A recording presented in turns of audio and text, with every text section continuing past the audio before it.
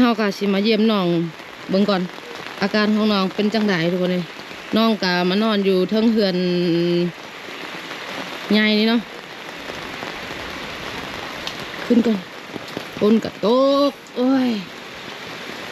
โอ้ยโอ้ยโอ้ยเอ็ดเบิดโอ้ย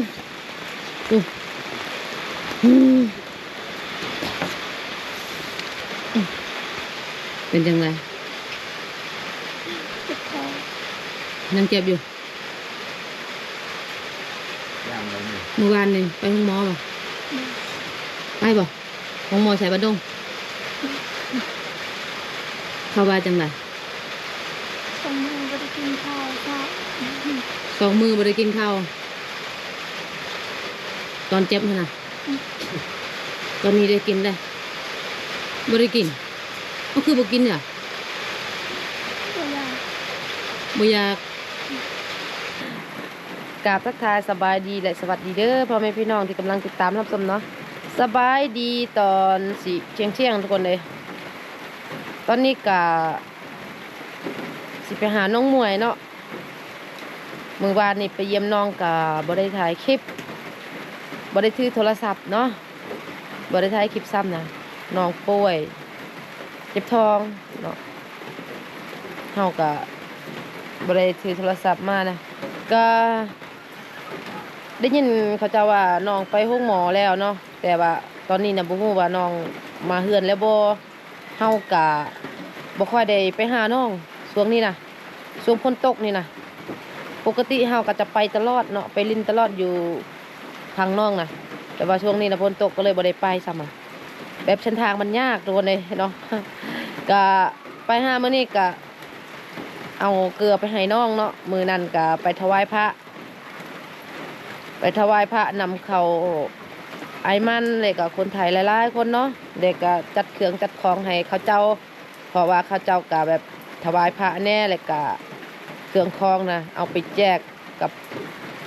คนในหมู่บ้านแน่เนาะแต่ว่าบ่แม่นหมู่บ้านเฮาเนาะหมู่บ้านอื่นเขาเจ้าไปนะและบัดนี้เขาเจ้าเอาให้เกลือเครื่องเป่าเนาะเป่าใหญ่เลยเนี่ยก็มาแบ่งกันเนาะคือหมู่บ้านนี่ก็เอาให้ชาวตอยและมื้อนี้ก็เอาให้น้องมวยเนาะความจริงก็แบบว่าอยากให้ครบทั้ง3คนมาเนาะชาวตอยก็อยู่บ้านนั่นฝนตกก็มาบ่ได้เนาะและน้องมวยก็ป่วยซ้ำเนาะคือเมื่อวานนี่ว่าสิชวนสาวมวยแบ่งเกลือว่าน้องก็บ่สบายเนาะและมื้อนี้เฮาก็สิเอาไปให้น้องเนาะมาแล้วก็มีFC หั่นแหละเนาะฝากเงินมาให้น้อง500ฝากแต่โดนแล้ว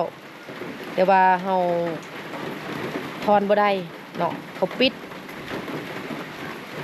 ดนะประมาณ 2-3 มื้อพุ่นแหละเขาจังเปิดนะแล้วเฮาก็เอาให้เงินสดเฮาเองเนาะเอาให้น้องก็ว่าสิถอนเงินก่อนจังเอาให้น้องแต่ว่าเห็นน้องป่วยเนาะย่านว่าน้องสิซื้อยาซื้อไปโรงพยาบาลโรงย่างหั่นแหละเนาะก็เลยเอาให้เงินของเฮาเองนะ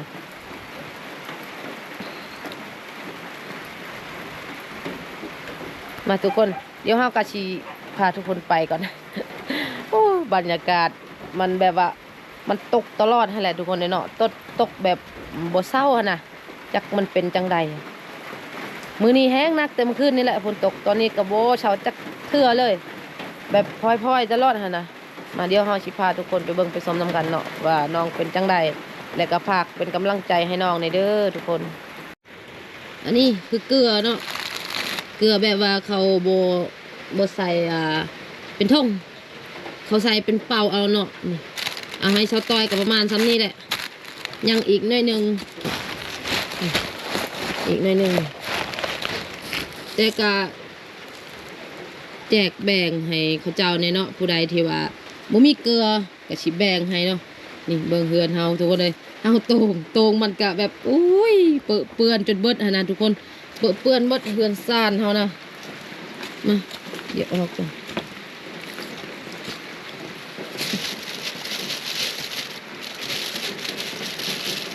โอ้ยเตือนกันนักเบิ่ง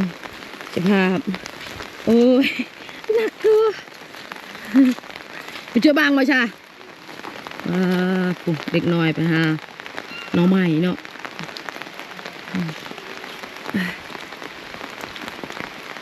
มาช่วยข่อยแน่โอ้2-3 คนพูบ่อยู่เด้เด็กน้อยเนาะเด็กน้อยชนบทนี่นะแบบฝนตกแบบนี้ก็พากันหาหน่อไม้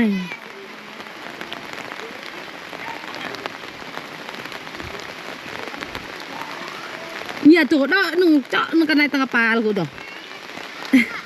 บอยเนี่ยกูจะเจ็ดดึงยะนึกก่อนกูจ้ะกำลังพากันไปหาหน่อไม้นั่นน่ะยะตะปาแล้วกูเนี่ยไอ้ลูก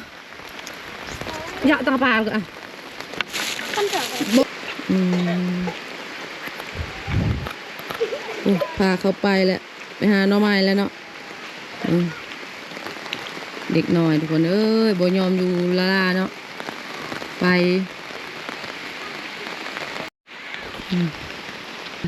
อันนี้น้าสาวไปหาเสียหายเนาะไปเสียยาหาย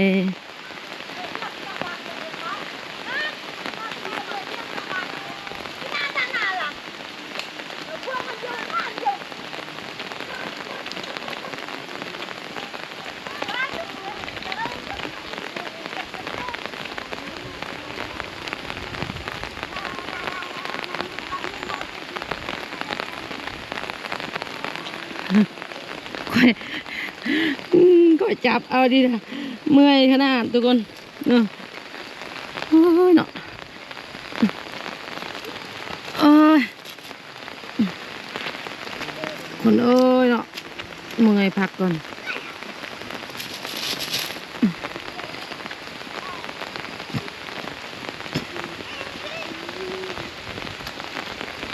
ถ้าฝนบ่ตกเฮาก็จะถือรถมันสบายเนาะเป็นทางเปื้อนเนาะ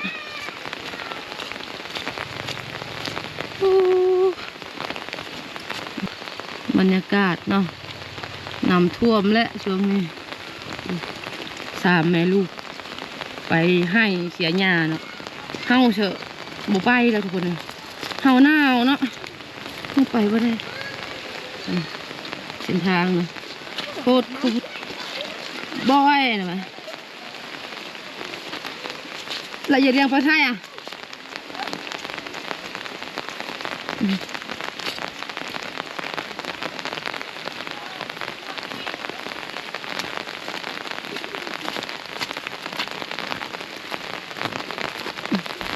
โอ้ย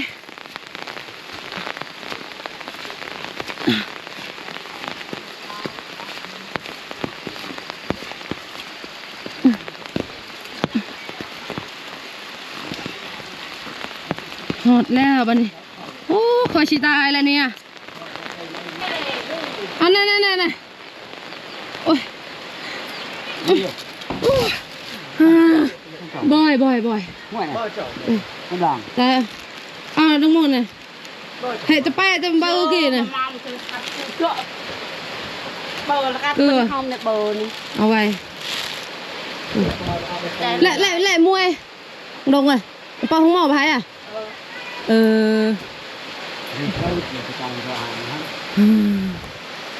หอดเพื่อน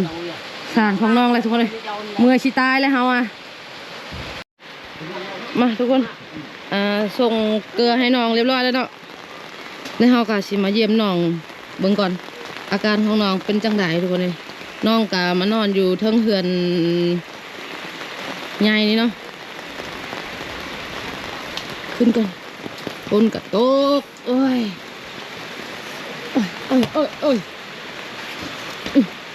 เอ็ดเบิด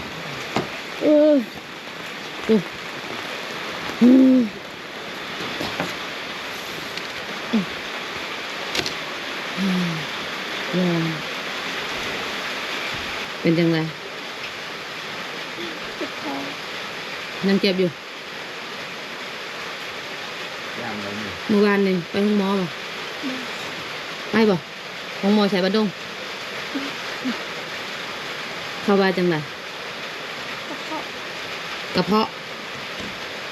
ว่าแล้วเจ้ามักกินเขาแบบบ่ตรงเวลา2 มื้อบ่ได้กินข้าวค่ะ2 มื้อบ่ได้กินข้าว ตอนเจ็บหั่นน่ะ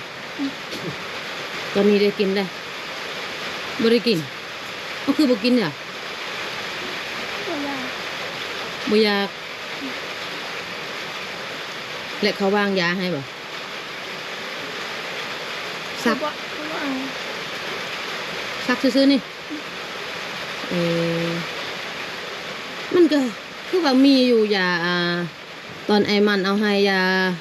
มันมีหลายยาอยู่เลยยาดีกระเพาะค่ะ ไม่กินแต่ยา เออกองนั่นน่ะ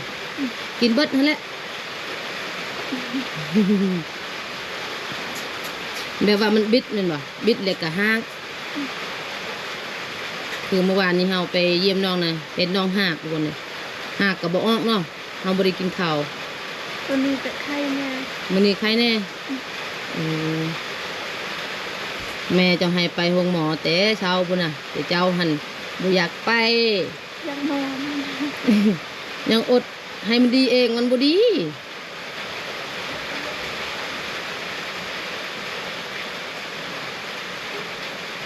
ตอนนี้ก็ใครแน่แล้วก็มี FC หั่นแหละเนาะตอนนั้นก็น้องป่วยคือเก่าหั่นแหละตอนนั้นนะแล้วเฮามาลงคลิปและ FC ก็แบบหากะเบิ่งคลิปเฮาครั้งแรกหั่นนะเนาะและมาเว้าให้เฮาว่าย้อนเจ้าหั่นแหละเฮ็ดให้น้องบ่สบาย เจ้าหันลากให้น้องไปเข้าป่าเข้าดงไปหาช้อนป่าไปหาหน่อไม้แต่ความเป็นจริงค่ะ ที่เฮาถ่ายคลิปออกมานะก็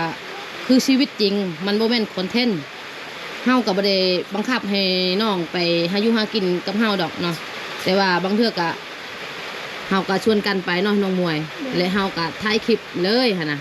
และเพิ่นว่าเฮาหั่นเฮ็ดคอนเทนต์เฮ็ดให้เจ้าป่วยให้เจ้าบ่สบายเว้าให้เฮาคักแทนเนาะ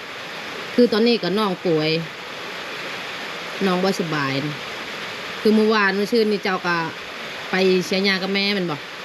และคำลงมาเลยเจ้าบ่สบายอืมนี่แหละแบบทุกอย่างที่เขาถ่ายออกมามันคือชีวิตจริงมันโบแมนคอนเทนต์เด้อถ้าเอฟซีคนใดที่ว่าติดตามเฮาแต่แรกๆอาจจะเข้าใจเฮาเนาะและมื้อนี้เฮากะสิมามอบเงินให้น้องมีเอฟซีฝากเงินให้น้อง500เฮากะถอนเงินบ่ได้ทำมื้อนั้นนอนลงมวยมือเฮาไปถวายพระอยู่บ้านดงนะเฮาก็ว่าสิถอนเงินแต่ว่ามันบ่ได้เนาะเขาเจ้าปิดเลยเฮากะบ่ต้องถอนดอกว่าถอนมื้อใดก็จะเอาให้น้องมื้อนั้นแต่ว่าเห็นน้องบ่สบายเนาะเฮากะเอาเงินส่วนตัวเฮานี่แหละเอาให้น้องเฮาก็บ่แม่นเงินเฮาดอกเอาเงินแม่ เฮาก็เบิดคักแหละเฮาน่ะเอาให้น้องบางเทื่อน้องก็สิถ้าว่ามันบ่ดีก็สิไปโรงหมออีกหั่นน่ะเงิน500 บาทเฮาแลกเป็นเงินลาวกะ325,000 กีบเอาไว้ซื้อ ใจเลย เอาไว้ซื้อยาเอาไว้ปินปัวขอบใจ FC หลายๆเนาะที่ฝากเงินมาให้น้องน้องกะตอนนั้นก็เว้าแต่โดนแล้วเนาะ FC ฝากเงินมาให้น้องก็ว่าสิแปลงโทรศัพท์แต่ว่าทอด โทรศัพท์ก็แตกเนาะแต่ว่าเฮาทอนบ่ได้ซ้ำเนาะน้องมวยก็เลยบ่ได้แปลงโทรศัพท์ซ้ำแล้วบัดนี้ก็เลยเงินอันนี้นะน่าจะซื้อยาหั่นแหละน้องมวยเอ้ยเพราะว่าเจ้าบ่สบายเนาะโทรศัพท์น้องก็แตกน้องว่าบ่ม่วนและโทรศัพท์แตกเฮาใส่อันนี้มันบ่แม่นแตกอันนั้นเลยเนาะมันแตกแบบหน้าของโทรศัพท์เลยถ้าเฮาไปเปลี่ยนนี่นะประมาณ600,000ก็เป็นเงินไทยก็ 1,000 บาทนั่นแหละ ตอนนี้บ่มีเงินนะ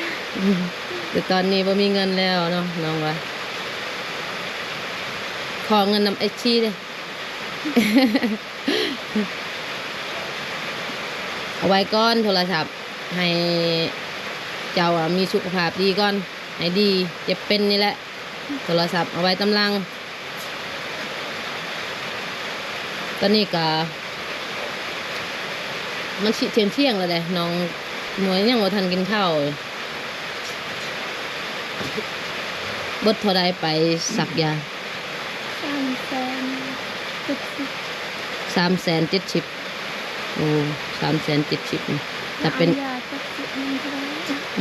ถ้าว่าเอายาก็หลายกว่านั้นเนาะแต่ว่าบ่ได้เอายามีแต่ฉีดยาซื่อๆจักเข็มเขาฉีดน่ะ 1 เข็มแล้วก็กวดพร้อมแม่นบ่ทั้งกวดทั้งฉีดยาเบิด370,000ถ้าเป็นเงินบาทก็น่าจะ500 600นี่แหละถ้าเอายาก็หลายกว่านั้นเนาะแต่ว่าบ่เอายาแล้วเงินไผแหละไปโรงหมอนี่เงินแม่ เงินแม่เนาะคือน้องก็มานอนอยู่นี่ตลอดเลย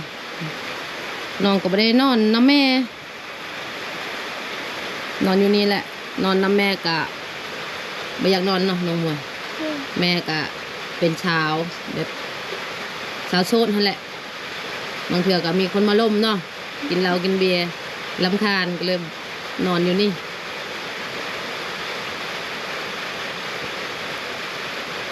ก็